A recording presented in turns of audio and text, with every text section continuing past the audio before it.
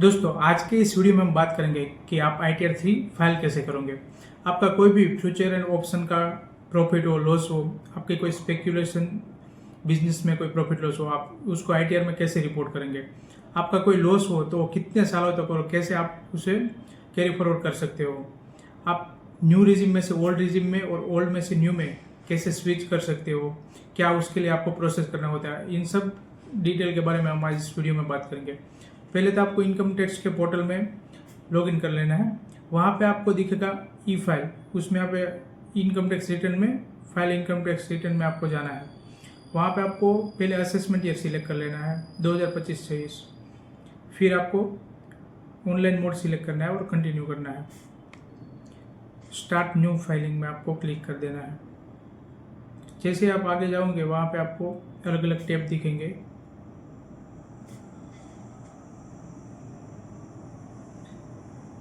कि आप इंडिविजुअल का फाइल कर रहे हो HUF का या अदर का, आपको इंडिविजुअल सिंपली सिलेक्ट कर लेना है, फिर कंटिन्यू करना है। आप कौन सा ITR फॉर्म फाइल करना चाहते हो। हमारे केस में हम ITR 3 फाइल करना चाहते हैं, तो proceed with ITR 3। Okay, let's get started.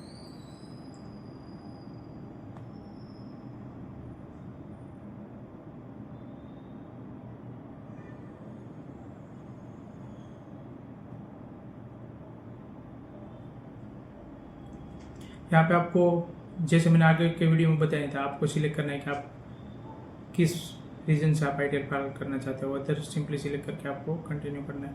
आपको यहाँ पे शेड्यूल सब सिलेक्ट करने का। आप यहाँ पे पहले में तो जनरल हो गए, इनकम में आपको सिलेक्ट कर लेना है। आपको किसी की सैलरी हो, capital gain, long term capital gain, किसी का कोई यहाँ पे हो क्रिप्टो वाला तो उसको वो सिलेक्ट कर लेना है। सिंपली आपको इतना इनकम में सिलेक्ट करना है। बिजनेस में आपको जैसा एज इट इज आपको रहने देना है। डिडक्शन में आपको टैक्स में आपको सिलेक्ट कर लेना है, ऑलरेडी जो सिलेक्टेड है। और अदर में आपको लॉस के शेड्यूल वगैरह दिया हुआ है, ओके कर देना है। यहाँ पे आपको खास ध्यान रखना है, जनरल इन्फॉर्मेशन में आप यहाँ पे पर्सनल डिटेल और कॉन्टेक्ट तो आपके प्रोफाइल में से ऑटो फिल होगा। यहाँ पे आपको सिलेक्ट कर लेना है पहले, क्योंकि रिटर्न की डेट थी 31 जुलाई, लेकिन वो फिर गवर्नमेंट ने एक्सटेंड कर दी और अभी 15 सितंबर है, तो आपको पहला ऑप्शन सिलेक्ट करना है। अभी हम ड्यू डेट से पहले रिटर्न फाइल कर रहे हैं, इसलिए 139(1). यहाँ पे आपको खास ध्यान रखना है कि आप method of opting out new tax regime, आप जो अगर न्यू टैक्स रिजिम में रिटर्न फाइल नहीं करना चाहते और ओल्ड टैक्स रिजिम में आप जाना चाहते हो, तो आपको यहाँ पे उसके लिए ऑप्शन दिया गया है कि आप 10IA फॉर्म फाइल करके आपको ऑप्ट आउट करना है या दूसरा कोई रीजन है। तो अभी तो हम न्यू टैक्स रिजिम में ही रिटर्न फाइल करना चाहते हैं, तो यहाँ पे आपको फ्यूचर एंड ऑप्शन और उसके लिए पहले तो सेट ए आपको सिलेक्ट करना है। दूसरा यहाँ पे ऑप्शन दिए गए, have you exercise the option under 115 BSc of opting out new tax regime for 10IA in assessment year 2024। आपने आगे के साल में किस कारण से ये आपने रिटर्न फाइल किया था, तो इसमें 3 आपको ऑप्शन दिए गए हैं। यस, तो आपने जो आगे के रिटर्न फाइल किया हो, फॉर्म फाइल किया हो 10IA, तो आपको सिंपली यस सिलेक्ट करना है। आपने अगर नहीं किया तो नो सिलेक्ट करना है। हमने नहीं किया तो नो ही करेंगे। इसमें आपको सिंपली 4 कंडीशन ध्यान में रखनी है। अगर आप आगे के साल में आप ओल्ड टैक्स रिजिम में थे और आपने फाइल किया था, तो अभी कोई फाइल करने की ज़रूरत नहीं है।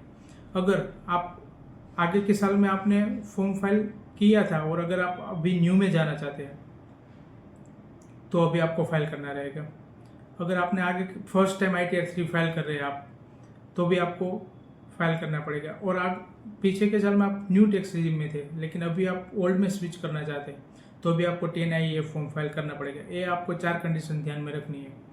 हमने यहाँ पे फाइल नहीं किया था, तो हम नो सिलेक्ट करेंगे। हम तो न्यू रिजिम में फाइल कर रहे हैं, तो आपको सिंपली यहाँ पे भी नो ही सिलेक्ट करना है। फिर आपको आगे यहाँ पे तो जो रेसिडेंशियल स्टेटस आपको सिलेक्ट करना रहेगा, 182 डेज और ऐसी कंडीशन है, वो अलग अलग आपको देखनी रहेगी। यहाँ पे सिंपली आप जो किसी भी कंपनी में डायरेक्टर हो तो वो सिलेक्ट करना है, पार्टनर हो तो, अनलिस्टेड शेयर आपके पास है तो सिंपली सिलेक्ट कर लेना है और उसमें डिटेल ऐड कर देनी है। दूसरा होगा ऑडिट का, are you liable to maintain accounts as per 44AA। एक बार वो आपको सेक्शन ध्यान से पढ़ लेना है।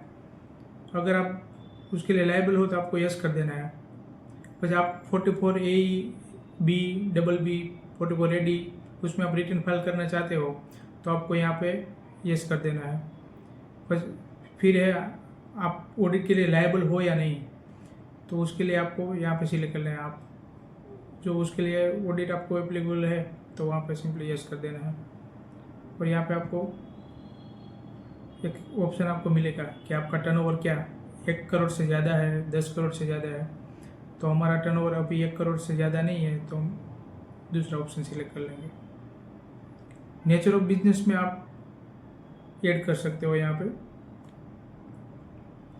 मान लो कि आप रिटर्न फाइल कर रहे हो फ्यूचर एंड ऑप्शन के प्रॉफिट एंड लॉस के लिए, तो गवर्नमेंट ने यहाँ पे अभी ऐड किया गया है कोड, तो आप वहाँ से सिलेक्ट करें फ्यूचर एंड ऑप्शन। प्रोप्राइटर हो तो आपको यहाँ पे सिंपली आपका नाम डाल देना है और यहाँ से आप सेव कर लेना है।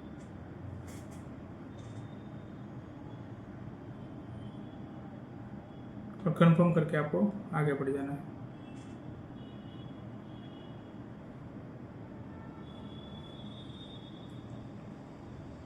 यहाँ पे आपको पहले तो ध्यान रखना है कि आपको कोई भी आपका फ्यूचर एंड ऑप्शन का लॉस हो तो उस पर आपको बुक्स अकाउंट मेंटेन करना होता है, वो आप प्रिजम्पटिव में दिखा नहीं सकते। यहाँ पे आपको जैसे पीएनएल में जाओगे यहाँ पे आपको दिखेगा प्रिजम्पटिव इनकम।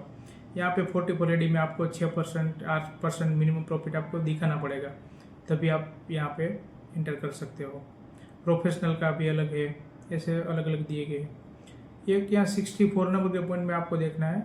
यहाँ पे जैसे आप एंटर करोगे आपका कोई भी इंट्राडे का प्रॉफिट हो या फ्यूचर एंड ऑप्शन का प्रॉफिट हो तो ही आप यहाँ पे एंटर कर सकते हो। यहाँ पे आपका टर्नओवर एंटर करना है, यहाँ पे आपका प्रॉफिट एंटर करना है, कोई एक्सपेंस हुए हो उसमें चार्जेस वगैरह तो यहाँ पे एंटर कर देना है। लेकिन इसमें एक चीज़ ध्यान रखनी है कि आपका लॉस हो तो यहाँ पे कोई भी आप लॉसेस एड नहीं कर सकते, उसके लिए आपको अलग से शो करना पड़ेगा। यहाँ प्रॉफिट के लिए वो बनाया गया है।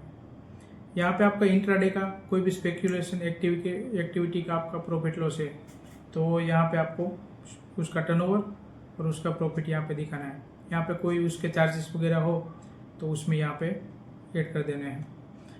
और अगर आपको मैं सिखाऊँ कि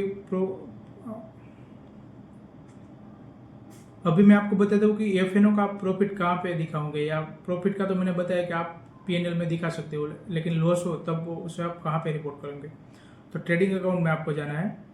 यहाँ पे आपको दिखेगा डायरेक्ट एक्सपेंस, उसमें आप ऐड कर सकते हो। यहाँ पे आपको सिंपली लिख देना है। यहाँ पे आपका कोई भी मान लो कि 5 लाख का आपका लॉस है अभी, तो आपको यहाँ पे दिखा देना है। आपके उस पे चार्जेस आपके अलग अलग चार्जेस लगते हैं, उसमें ब्रोकरेज हो, एसटीटी चार्जेस हो, जीएसटी अलग अलग चार्जेस लगते हैं, तो उसमें आपको यहाँ पे चार्जेस भी एंटर कर देने हैं।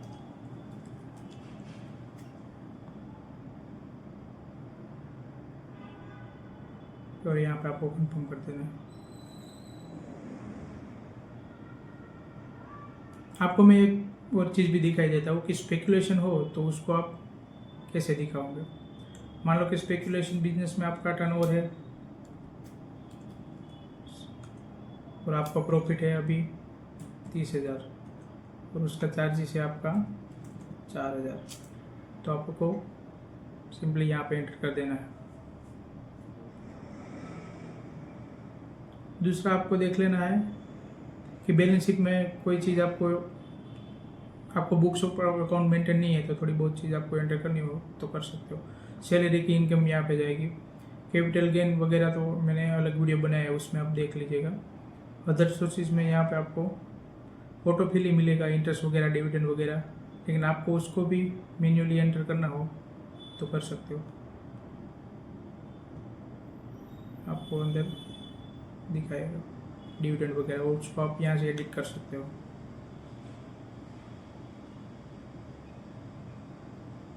डिविडेंड का आपको बाइफरकेशन देना पड़ेगा, कितने क्वार्टर में आपको कितना डिविडेंड मिला है वो आपको खास बाइफरकेट करना पड़ेगा, नहीं तो लास्ट में आपको एरर शो होगा। फिर यहाँ पे आपको लॉसेस का, जैसा मैंने बताया कि एफ का लॉसेस हो तो 8 साल तक आप कैरी फॉरवर्ड कर सकते हो, और सैलरी के सिवाय किसी भी हेड की इनकम के साथ सेटअप हो सकता है।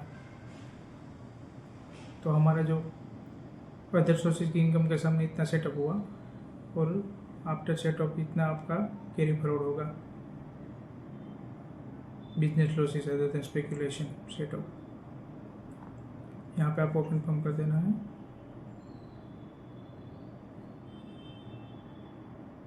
को पार्ट बी में देखने को मिलेगा, क्योंकि हमने सिर्फ अभी लॉसेस ही दिखाया है, इसलिए ऐसा बताया। आपको ये वीडियो अच्छा लगा तो हमारे चैनल को लाइक करें, शेयर करें एंड अपने दोस्तों के साथ सब्सक्राइब करें।